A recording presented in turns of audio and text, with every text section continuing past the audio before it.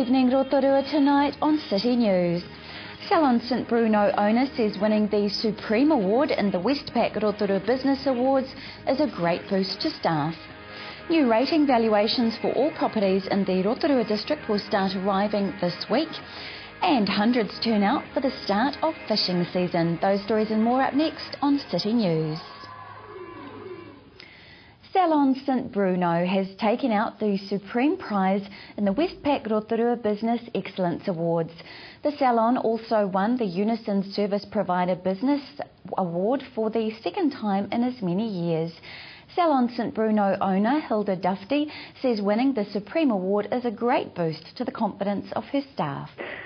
Definitely spin-offs on both directions, for business and just for personal reasons, just to make you feel good, and it gives the girls great, they've grown so much in the last year, and especially in the last sort of 3 or 4 months when they've developed and they know what's coming and all the rest of it, so the confidence it gives them is amazing.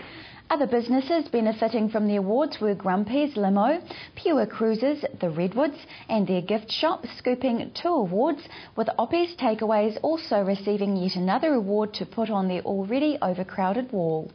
The Social Responsibility Award was given to Waiariki Institute of Technology, and Mr Joe LeGros Jr. took the Person of the Year award. The officer in charge of the investigation Operation Westpac, Detective Inspector Mark Loper, says the case remains a very active investigation, and the arrest and detention of 30-year-old Chinese New Zealander Leo Gao is a demonstration of the significant amount of work that has gone on behind the scenes. Leo Gao was arrested in relation to the theft of nearly $7 million from Westpac Bank in April 2009. He was stopped by Hong Kong Border Patrol as he was crossing into Hong Kong from China late last week. He was subsequently arrested by members of Interpol on a warrant relating to New Zealand theft and money laundering charges.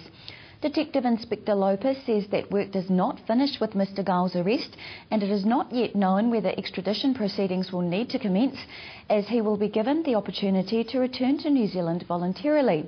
He says further details about the next steps in the case will not be known for some days. New rating valuations for all properties in the Rotorua district have been completed and will start arriving in letterboxes of property owners this week. Independent property valuers Landmass Technology Limited spent recent months reviewing sales and undertaking inspections to determine the value of each property. The district now has a total property value of $12.59 billion, a drop in the total value for the district of close to 12% since the last revaluation in 2008. Property owners will be able to lodge an objection if they believe their new property valuation has not been correctly assessed. Grey skies and choppy weather didn't deter hundreds of fishers who turned out for the opening morning of the new trout fishing season on Saturday. At Lake Tarawera's Boatshed Bay alone, Fish and Game officers counted 117 vehicles and trailers parked up as their owners took to the water. Fish in good condition were weighed in, 1 or 2 tipping the scales at more than 3 kgs. The fishing was harder at the Oho Channel on Lake Rotorua, known for some monster brown trout catches. Anglers said the fishing had been slow, with a brown trout one of the larger fishes caught.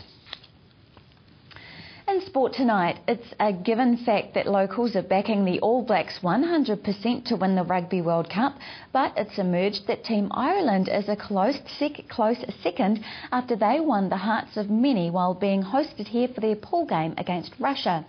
Selwyn school pupils were lucky enough to meet some of the Irish players when they visited their school.